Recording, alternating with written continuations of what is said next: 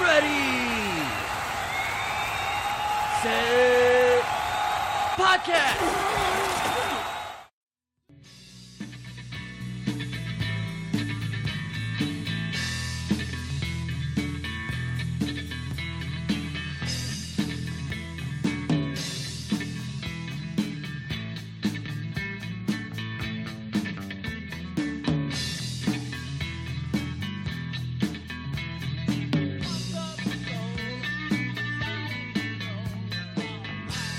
This is the Ready, Set Podcast, and here's your host, me, Joe Persinger.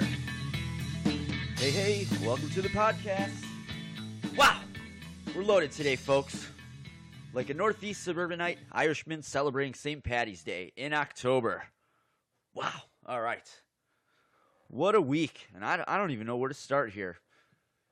Well, I was watching Gangs in New York this week.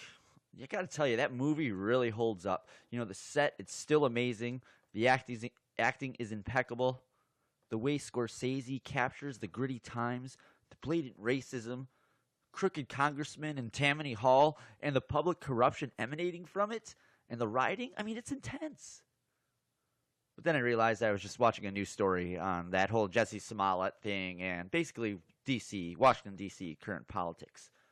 Wow, it is one hell of a sideshow there in Cook County, I must say. That is just, I'm going to adjust my levels here. It sounds like I'm coming in a little loud. It's a little crazy what's going on over there.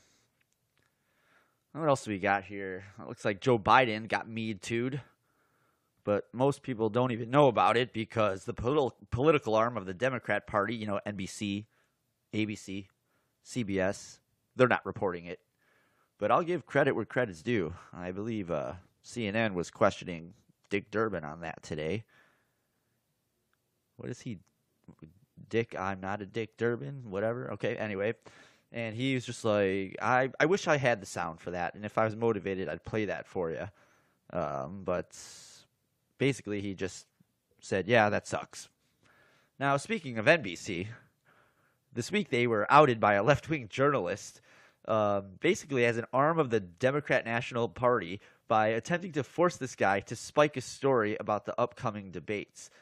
What was it? Yashar Ali, I believe. He's on Twitter, and he just basically had this huge tweet thread that basically documented kind of what happened. And basically, he had a story about what times these the national debates, not the national, excuse me, the primary debates in June are going to be starting, and he was going to basically do a story on what times they were coming out. So he called, basically, I believe it was the DNC to confirm this, and they did confirm it, but they asked him if he could wait a little bit before posting the story. He's like, no, I'm not going to fucking do that because then I'll get scooped. My scoop will get scooped. What a scoop. And so I guess next thing you know, I think it's not Andy Lack, but it was like the political division head at NBC called him and basically was like, spike the story. And I guess he was saying that the DNC had called her and they were basically trying to get her to spike the story. So here we have NBC basically in their hands in the cookie jar, or in this case, it would be the Democrat National Party cookie jar.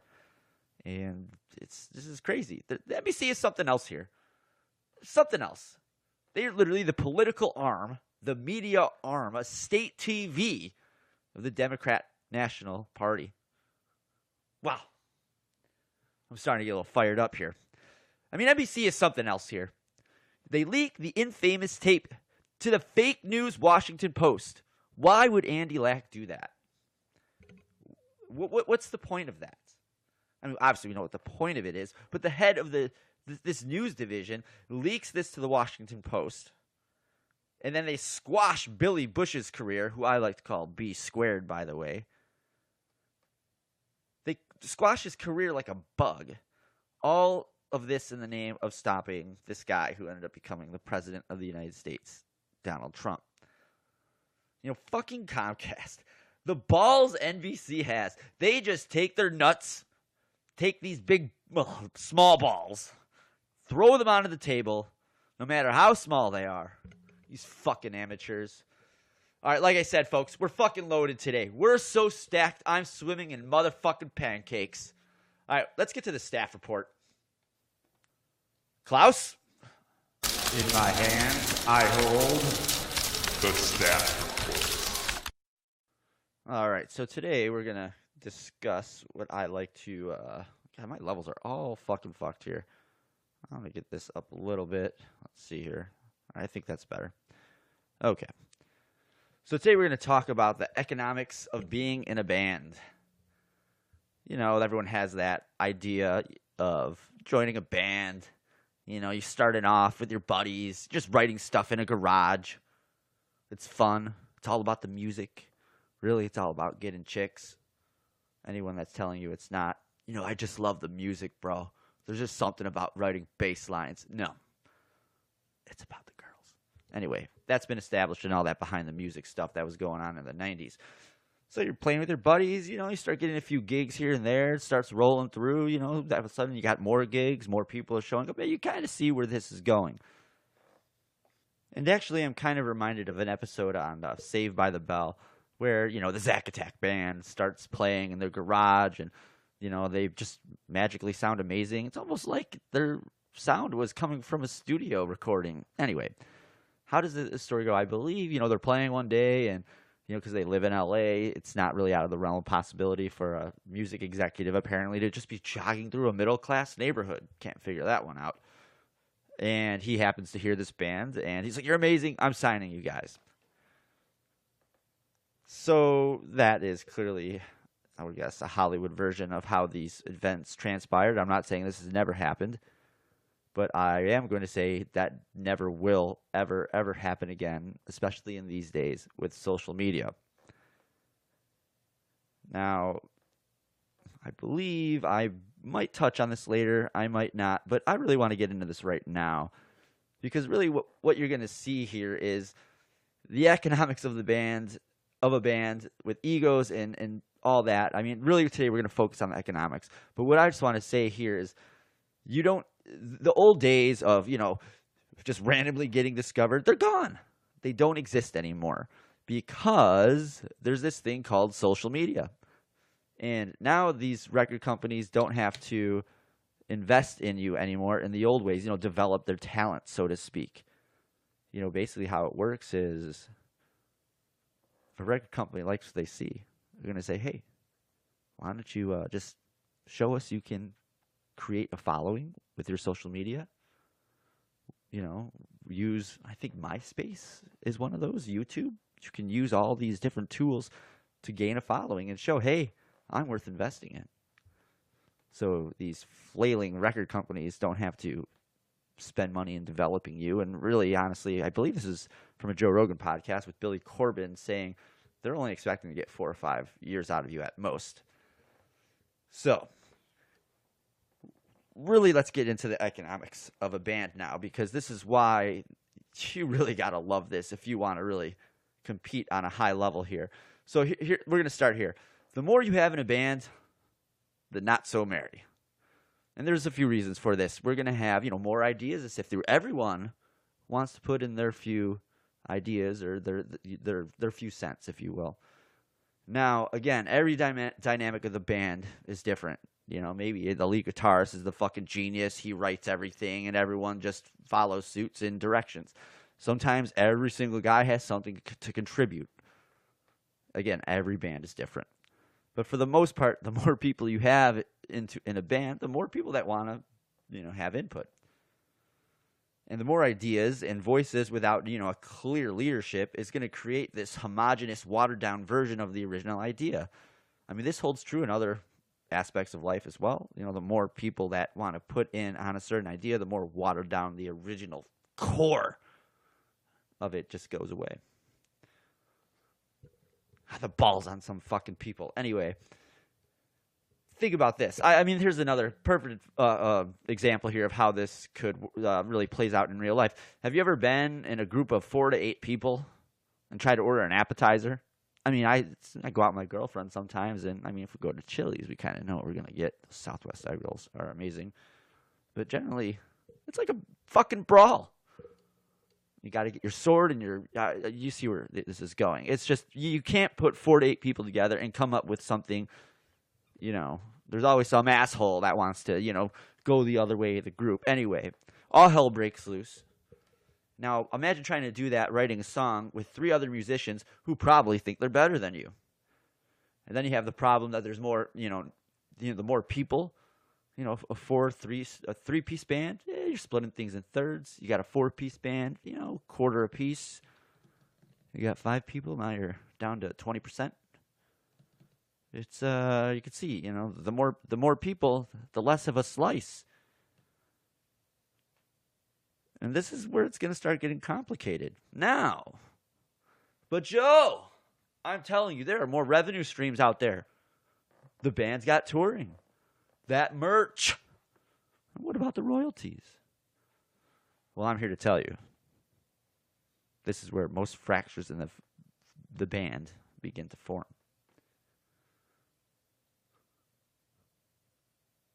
I'm watching the Cubs game here, so if you hear a random cheer, so it's me just cheering them on. They just went up 2-0. Top third. This is the game. I don't even know what today is. It's Sunday, so that's that part of the game if you are watching it and listening to this almost a week later. So anyway, back to our matter at hand here. So let's talk about the mechanical royalty. So the basic idea here is the songwriter and the publisher are going to split this royalty 50-50. And the recording company can't recoup any expenses from the songwriter via this royalty. So this is important because this is different from what the recording artist has to deal with.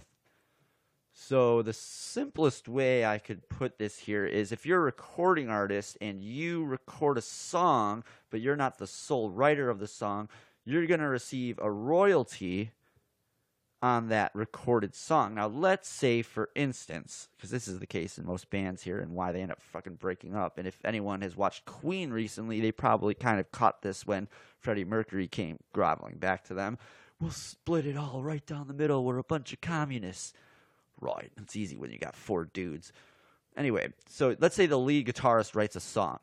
So he's going to get in on that mechanical royalty. That's where it's just, none of the band is in on this deal. This is just between him and the publisher, the fucking publisher. Basically the guy that's fucking him.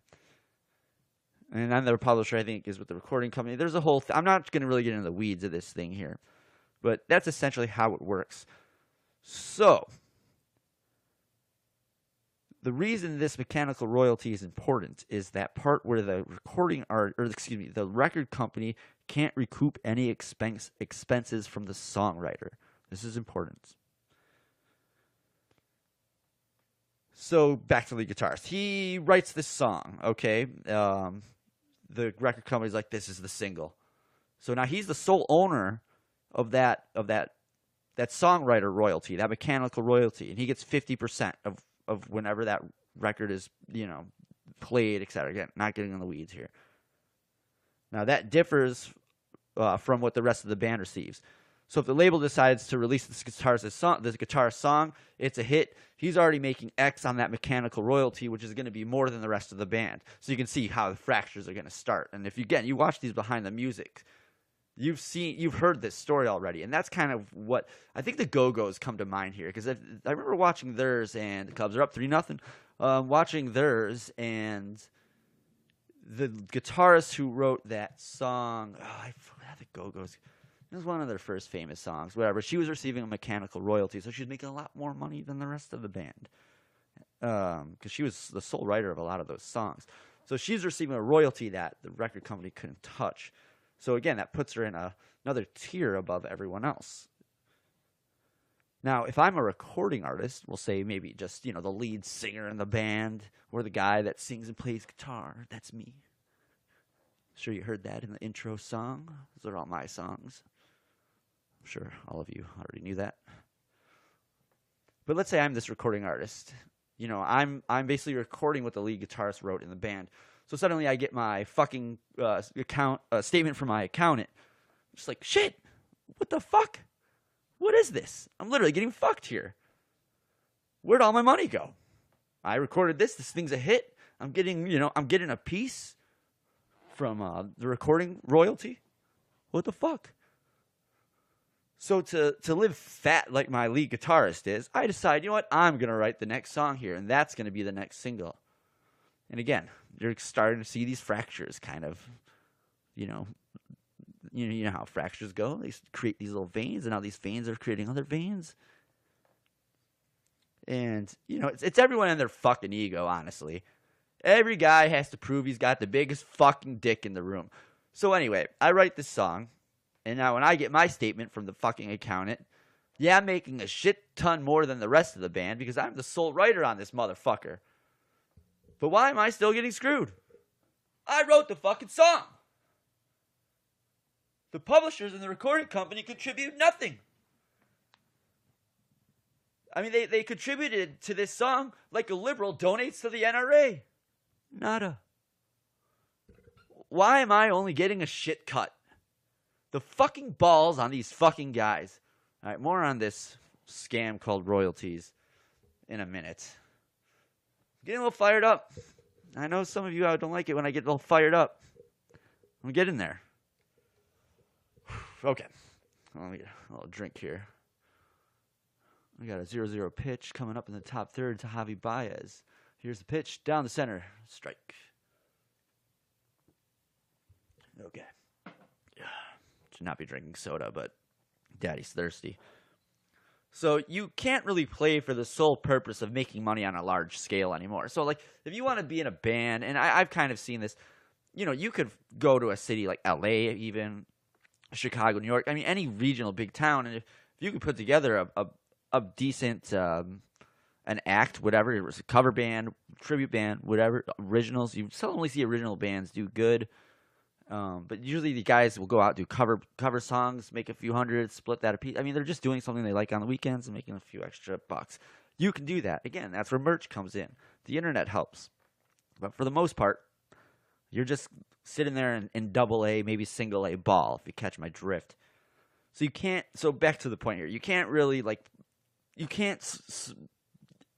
if you like doing it for money, it's hard to really survive on that larger scale. I mean, you have to love doing it, I guess, and that's true for everything. But I mean, even if you love playing music and playing to thousands of people in these huge arenas, I mean, you might as well just do it independently because the record company is just going to nickel and dime you. More on that later. So here's the part where I was going to discuss that whole Saved by the Bell thing, and, we kind of covered that. So with the rise of social media, you have these companies like YouTube, MySpace, Soundcloud. I'm sure you're listening to this on SoundCloud. Shout out to them if you are. And like I said, they're not going to follow you unless you can prove that you can put that following together. Or they're not going to invest in you, is what I meant to say. Come on, Joe. Get your shit together. So you might have the looks. You might have the talent, the chemistry within the band. Everyone gets along, high-fiving each other, those butt slaps that are I have no issues with, but apparently you can't do anymore for whatever reason. It's just companionship, for crying out loud. Anyway, but if the internet thinks you're trash, you're never going to make it to that next level. And if you do, everybody wants a slice of that pie. And all that's built from your creativity. So you have all these people that are getting their hands into that pie. What the fuck did they do? You fucking computer. Come on, you piece of shit. Let me get back to my spot here. And when I mean everybody wants a slice, everybody wants a slice. And I used to have a friend, Brandon, who probably isn't listening to this. I haven't talked to the guy in a few years. But Mr. Pickle used to always tell me that, when he was in business, that he really was kind of in a weird spot because, no matter what he did, what was the quote? Everyone wants a piece. And that's kind of what it's like being in the music industry, I guess. So let's go into our royalty story here. Now, here's the oversimplified breakdown. I'm sure there's some moron out there that's listening to this that's probably going to tell me I'm fucking wrong. Fine, email me and tell me I'm wrong. Hopefully he won't, but if you're out there, fucking dare you. Anyway, so let's do the oversimplified version of the royalty breakdown. So you're an artist. You've been in the studio every day for the last X amount of days, X amount of months, X amount of hours. You're waking up in a pool of your own bad decisions after that killer record release party the night before. Wait, was I in Vegas last night? What the fuck am I now? Is that a home run? That is a home run. Who hit that motherfucker? Oh, that was a replay. Okay, God, I'm such a sucker. Anyway, where the fuck am I now? Again, we're going to keep this simple. So let's say the record you have is selling at $15 a piece. Now, again, I know it's in the digital era. Who buys fucking records anymore? I don't fucking care. We're going to just play it this way for the sake of the lesson. So your record's selling at $15 a piece. So the record company says, all right, well, we're taking 25% of that back for packaging fees. And yes, that still happens on digital sales. But there's no packaging in digital sales. Well, fuck you is basically what the record company is saying. So that's lowering your royalty base down to $11.25. Okay, no biggie. You know, I'm making 10% royalty rate on this record. It sells 1 million copies. Wow, 1 million copies, especially in this day and age. Okay, that's 1.125 million. That's not bad. But your record company gave you a few recordings of your recordings for free to a distributor, a few radio stations. So we're going to say about 5 to 10%. So as a recording artist, your royalties are paid on recordings sold. Sorry if I'm blowing your ears out here. Recordings sold, not promoted. So if you're a server in the restaurant industry, you've felt this pinch before. You know, when your manager just starts walking through the restaurant, happens to stroll through your section, sees 5 guys watching an MSU game. You sold these guys 5 half yards of beer at $13 a piece. Think about that. You just made $10 off the fucking beer. But your manager's an MSU fan. Gah! Gah! What's he doing over there talking to them? Why is he going to the computer and swiping his card? Oh, jeez. Now, this was told to me by a friend. There's no personal experience in this whatsoever. I'm just kidding. This is me. So, yeah, the guy went over there, talked to the table, fucking took off almost $60 worth of fucking beer. Do you think these motherfuckers tipped me for it? No. So the guy stole $15 fucking dollars out of my pocket while he's fucking pocketing 6 digits. Fucking prick. Ugh. Fucking serving. Anyway, as you listened before, I can go on for hours about that. I think we've done 40 minutes on it already. I'm already another 2 minutes in. Anyway, where am I? Fucking MSU fans and motherfucking half-yard beers. Okay, so as you know, you felt this pinch before if you were a server. You know, they're going to promo these beers. Now, you're not getting a cut of that unless those people are nice, but who's going to, you see where this is going. Okay, nothing to worry about. You know, after you deduct these promos, you know, now we're talking about what? We're at $1,012,500. So we've gone from making 1.5 in royalties, 1.5 million in royalties, to just over $1 million. Okay, all right, fucking fine. And the cash is disappearing fast. I mean, this thing's disappearing faster than Democrats can spend it. Wow! But Joe, this is not bad. Not bad. I only lost $500K. The record companies, they're just recouping their expenses because they invested in me. They believed in me. Correct. And they're not done yet. Hold on, motherfuckers. Let me just take a little sip of soda here while y'all let that sets in for you. All right. So let's take a step back here. You know, when you sign a recording contract, the record company pays in advance. So I believe, for instance, I believe Green Day got like $500K, and they just, I think there's an old rumor. I think maybe I heard this in the behind the music, but I think they only spent maybe like 200 of it, 150 of it, pocketed the rest because they figured, hey, we're not going anywhere after this. They thought they pretty much peaked. So they're just kind of smart of them to do, but most people just blow through that cash. So when they give you this advance, that advance has to be paid back through your royalties and really any of your other expenses that you're under contract to pay. They call these recoupment costs. So you remember, as I was saying earlier, the mechanical royalty can't be touched by this. You know, they can't recoup expenses through the songwriter, but they can recoup their expenses through the recording artist, which is you. or the rest of the band, really. Or if you're a single artist, Now, the one thing I did see here is, so you're probably saying, well, what if you're like Lady fucking Gaga? You're just one person. You're writing your own songs, correct? So they've already figured, they're already 3 steps ahead of you.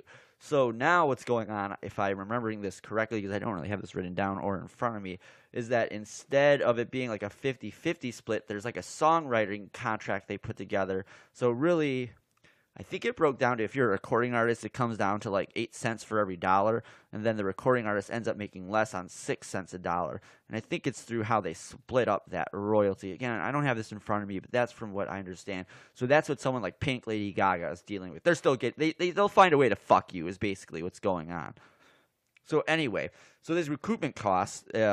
Let's say, okay, the question is, what are they going to recoup exactly? Well, first off, we're gonna set a budget here. So where this is on the $15 royalty sales that you were getting, that went from what, 1.15. I think I screwed my math up, but either way, you lost about 125 grand, I think is what it was. Whatever. Again, don't want to get into the fucking weeds here because I've probably already fucked this up.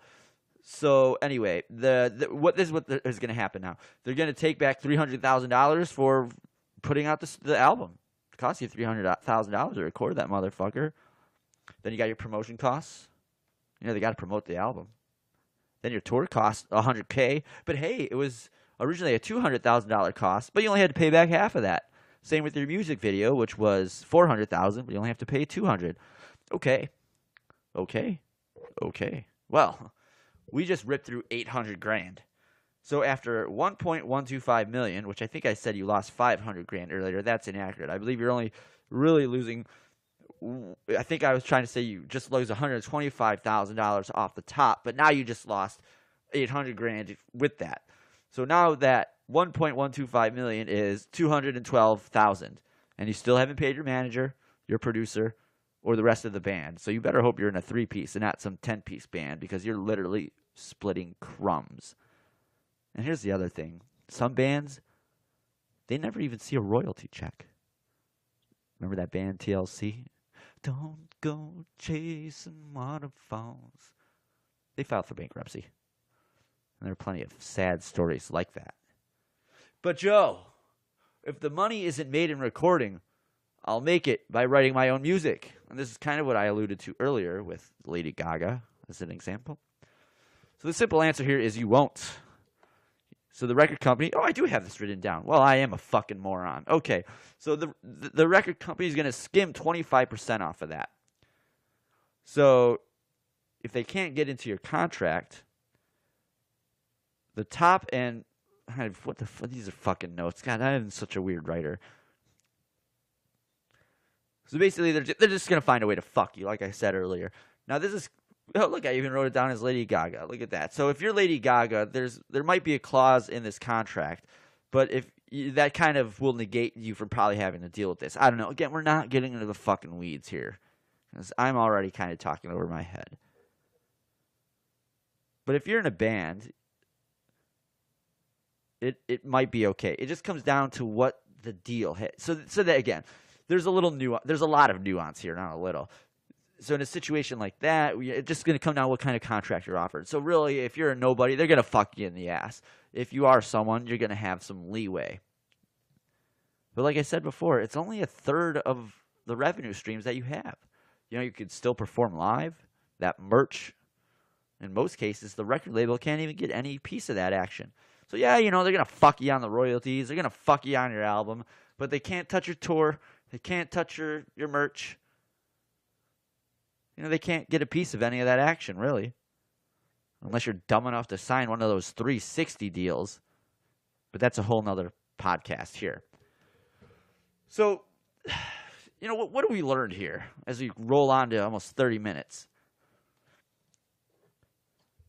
The music industry is a scam. It's just that simple. You motherfucking computer. Every time I need you. All right. The music industry is a scam. There's a reason... There's not a reason in the world anyone should ever seek a backing from a major record label. To this day, I can't understand how or why, in this age of digital media, these companies still exist. Anyone can form their own record label. Fuck, I just bought this, mixer, this basically giant-ass sound card, and thank God Nicole was nice enough to hand me a computer. That saved me a lot of money. I mean, look at me. I got my own fucking studio in here. I mean, anyone can literally be their own record label or press agent. Sure, I'm not going to deny the benefits of that kind of backing. Anyone will benefit from having, big money behind them. But it's only necessary when you're trying to navigate the logistics of a heavily promoted album.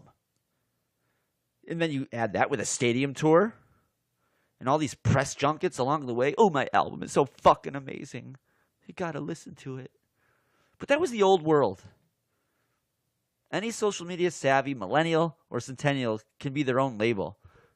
It's just a question of how much do you fucking want it? So that's our staff report for this week.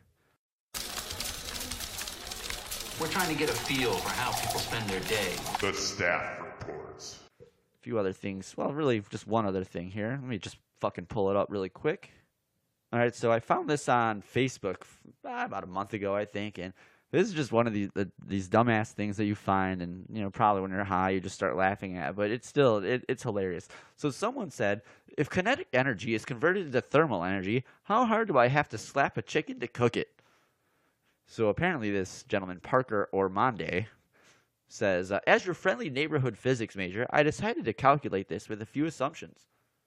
The formula for converting between kinetic energy and thermal energy is, Jesus Christ, I cannot even tell you. I'll tweet this photo out if you really are curious on what the conversion is. The average human hand weighs about 0.4 kilograms. The average slap has a velocity of 11 meters per second, which is about 25 miles an hour. Now, if I'm slapping my buddy Ken in the face, I'm probably averaging twice that because I can really get some leverage with these biceps these days. And really been working on the lats, too. An average rotisserie chicken weighs about 1 kilogram, which is about 2 pounds, has a specific heat capacity of, 2720 J front slash kg asterisk C. I don't know what the fuck that is. Something whatever. And let's assume the chicken has to reach a temperature of 205 Celsius, 400 degrees, for us to consider it cooked. All right, well, this fucking asshole probably has never taken a health class before, because considering he's so fucking smart, probably doesn't have to work in a restaurant. You don't need to cook a chicken to 400 fucking degrees, but I guess that's what this guy wants to do. And who starts slapping a chicken that's frozen? We got all fucking day here, bro. So anyway, let's start. We'll start. That's what he said. We'll start the chicken off frozen, because apparently this fucking guy's got all fucking day. Anyway, what the fuck's going on with my phone? So one average slap would generate a temperature increase of 0.0089 degrees Celsius. It would take an average of 23,034 average slaps to cook the chicken. Average slap. So what is that? This fucking guy, and his arms are probably no bigger than toothpicks. So what if I'm slapping that motherfucker? Bet I can cook that thing in about 5,000 fucking slaps. Bet if I gave it a few leg kicks, I can get it in 3. So according to this guy, what's his name? Call him Big Balls Parker. To cook the motherfucking chicken in one slap, you would have to slap it with a velocity of 1,665.65 meters per second, or 3,725.95 miles per hour. This fucking guy. This motherfucker. Anyway, I remember reading that, and I was just chuckling like a little girl. Wow, we're at 33 minutes. All right, we're going to start wrapping this fucker up really soon here. So baseball season started. Oh, this is fun. Cubs are doing all right. They're up 3-0 against Texas. Got a hit right down the middle. Who was that? God, I'm so lost at this team. I should know who that was. Who is that? Descalzo? I think that's a new sign. All right, the guy we just signed this year. Go Cubs. The bullpen looked like they took a shit last night. Were they up 6-4? Or wake up and they're losing like 8-7? What the fuck is that shit? Oh, Jason Hayward. Oh, jeez. This guy. Has he lived up to his contract? I remember thinking, hey, this guy's got some defense. I haven't been seeing the offense. I don't know what's up with that. Let's see. We got one just outside. Just a bit outside. Well, I hope the Cubs have some luck this year. I will say the last 5 years they've been pretty good in getting to the offseason, which is, being a Cubs fan since the early 90s, they did not do that consistently. As always, capturing lightning in a bottle, it seemed. All right. Well, I think I'm officially out of shit to talk about here. All right, look at Hayward. He put one right down right field. Scalzo to third. Is that the Scalzo? I think that's his name. No, whatever. All right, Klaus, hit me with some music. We're getting out of here. Thanks for listening, everyone. We really appreciate the support. I cannot say that enough. Thank you so much. We really appreciate everything that you've done for us, feedback, interacting on social media, everything. And I just want to say thanks again. We will see you next week. And good night and good week. Thanks again, folks. We'll see you later, you fucks. Thanks for listening to the Ready Set Podcast. Check us out next week, and don't forget to follow us on Twitter and look for us on our YouTube channel, Ready Set Podcast.